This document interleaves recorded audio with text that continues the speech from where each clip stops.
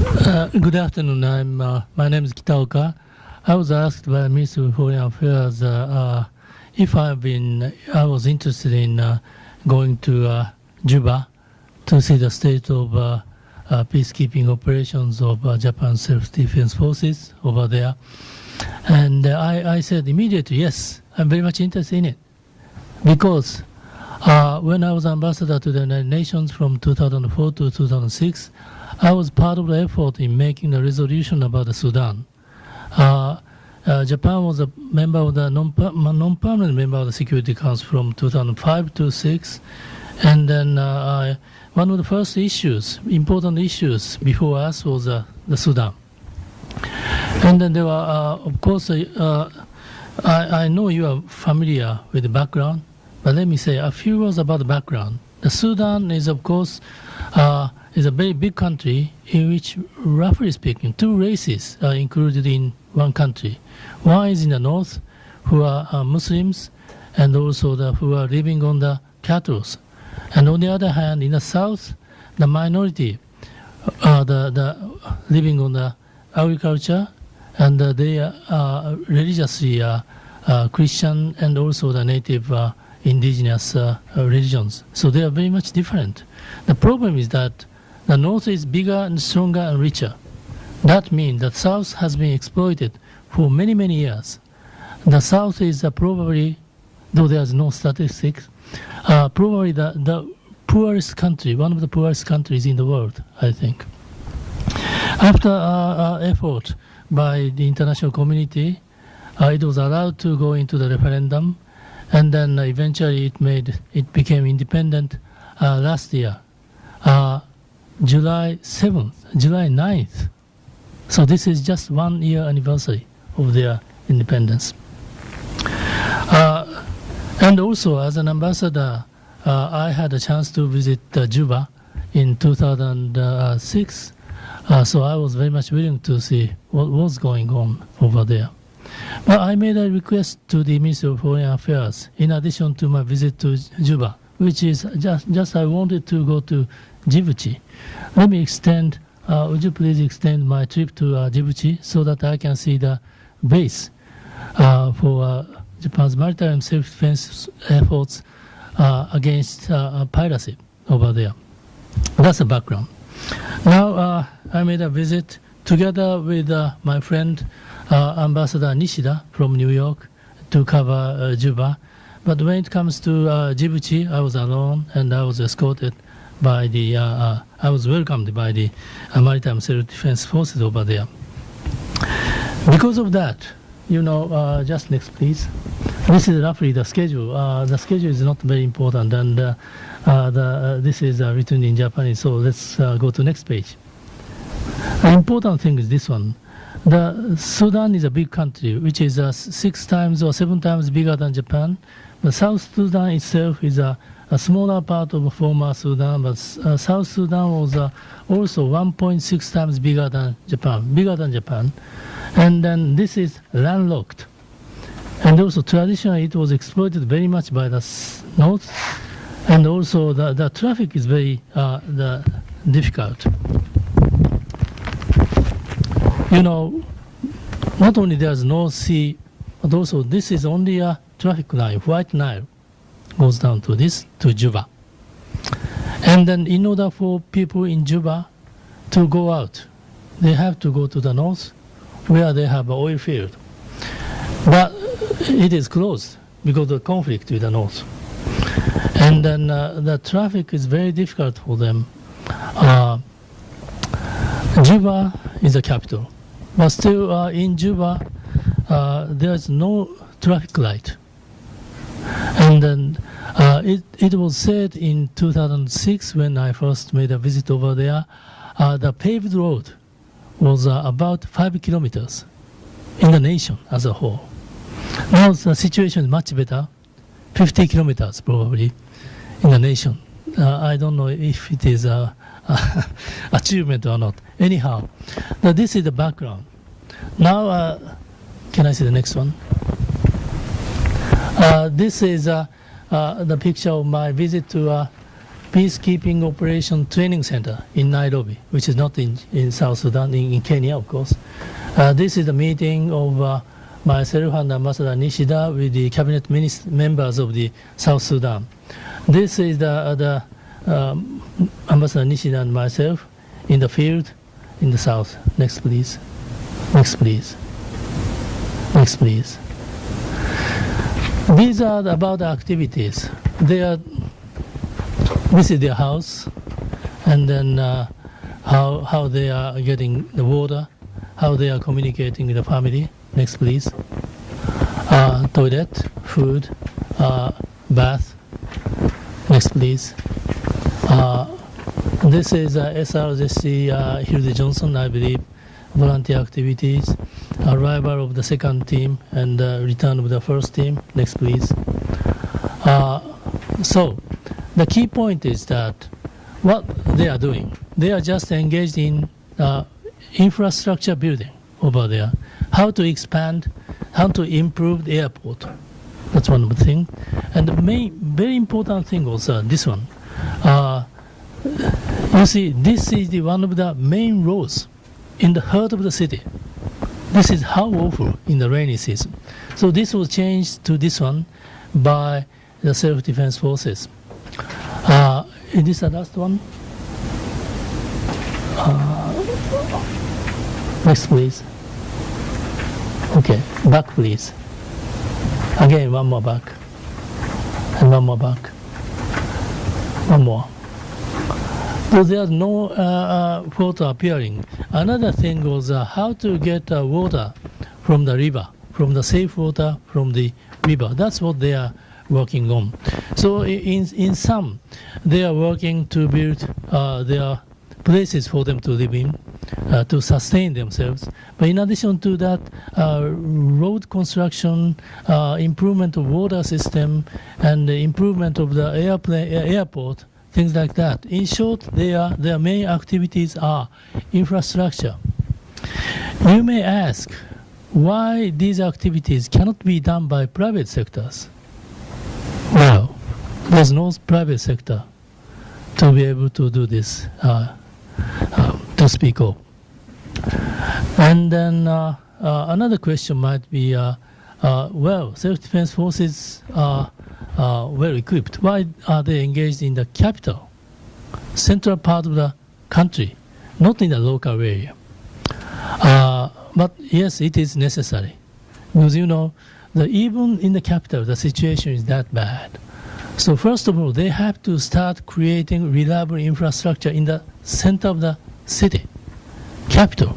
That's why they are located in this part of the country, Juba, capital, and then engaged in building the fundamental, very primitive, starting from the primitive level to the infrastructure, so that the nation can stand up on their own foot. This is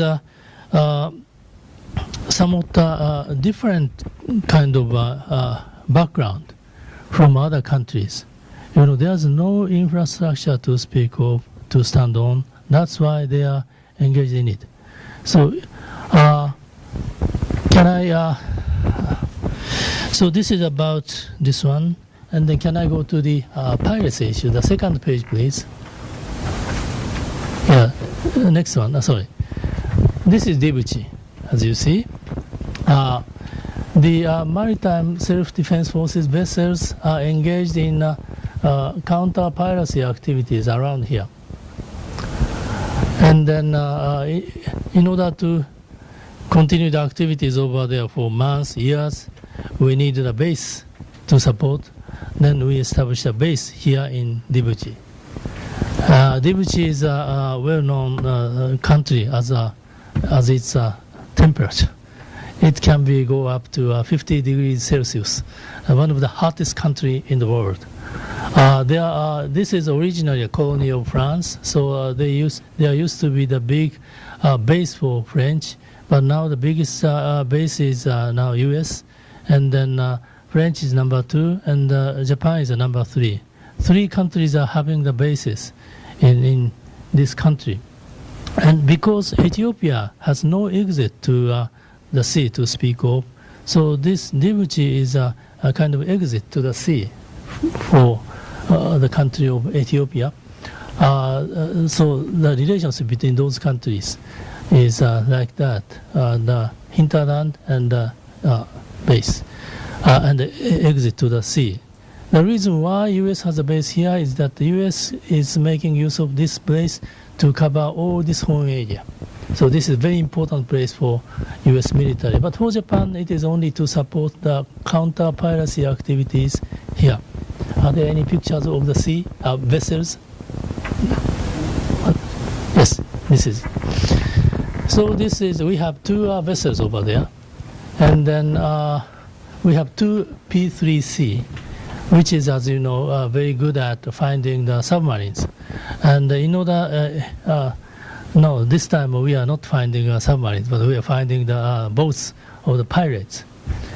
And then some people who are opposed to Japan's dispatching self-defense forces vessels over there, but I was quite sure that it's very safe. You know, pirates are, what are pirates are willing to do? They are trying to get money. So if they see big boat like this, they run away, of course. Therefore, the fact shows that our vessels have never caught any pirates. They all run away if they find them. And then we are ready to do a couple of things. One, we are ready to give a warning to them by big sound. This is Japanese Navy, something like that, escorting, blah, blah, blah. Then as soon as they hear that big sound, they run away. And then second, if they remain on the sea, they are ready to make a warning shot, which they have never done, because there has been no encounters between the pirates. And even if they remain there, they are ready to arrest them. And then because maritime authority does not have authority to arrest, so on this vessel there are a few, or one I just forgot, officer from Japan's Coastal Guard who has power to arrest them. But they have never arrested anyone. But one exception was that some pirates were transferred from American authority to Japanese authority. So that was only one case. But usually it was enough for them to go around with the commercial vessels. Then that's enough for them to keep this place safe.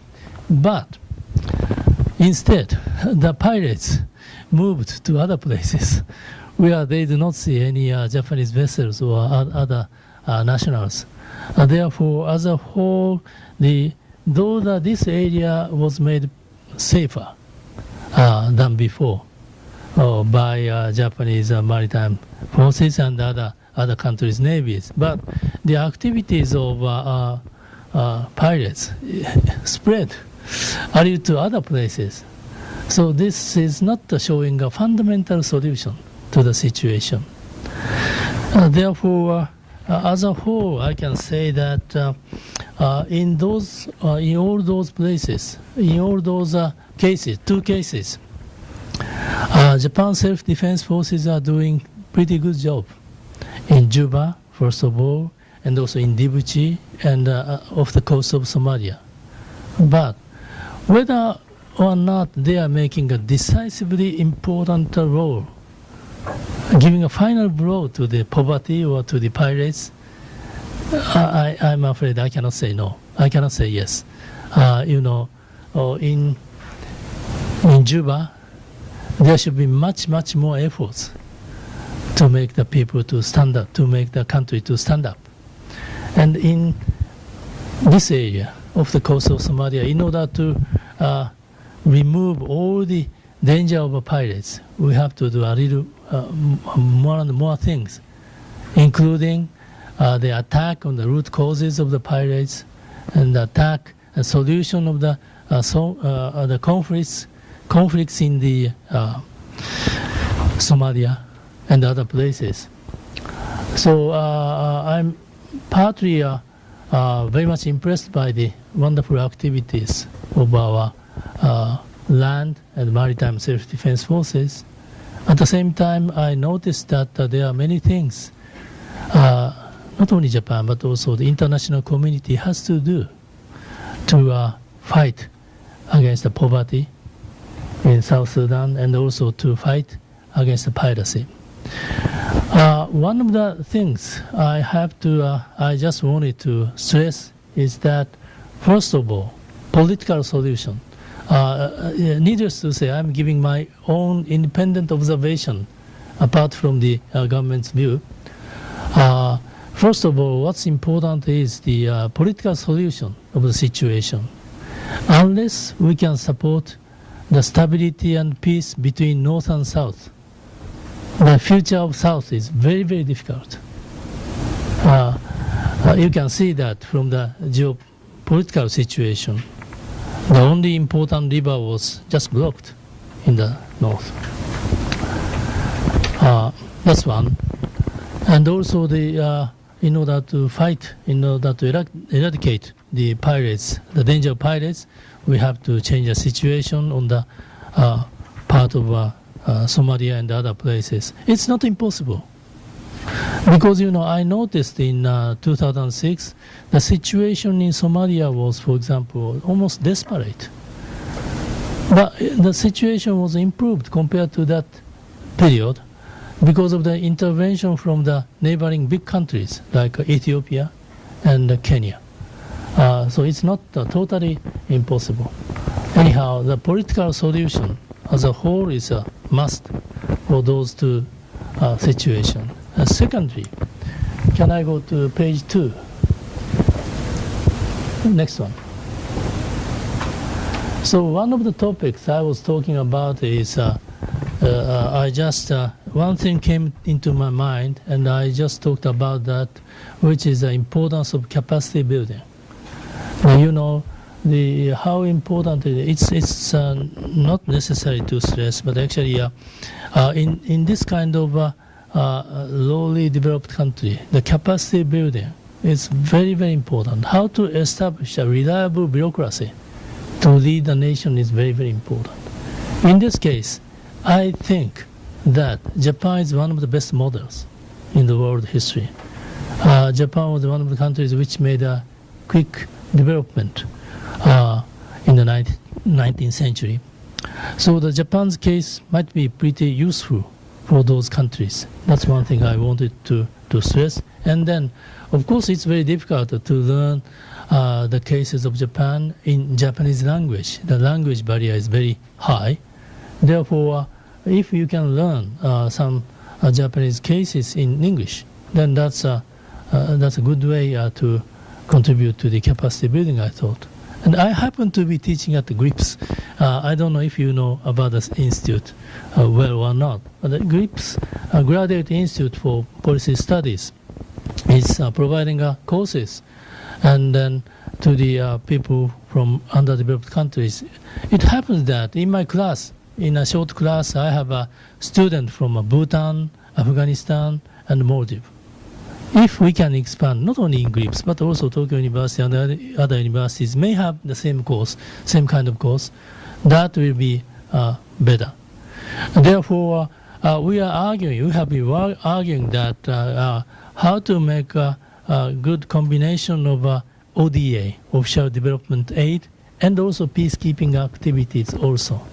So I have now opinion that we have to have one more.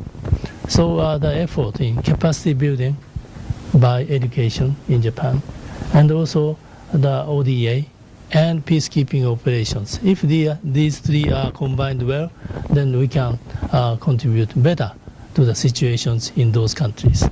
So I stop here for the time being, and will be happy to answer any questions from you. Thank you.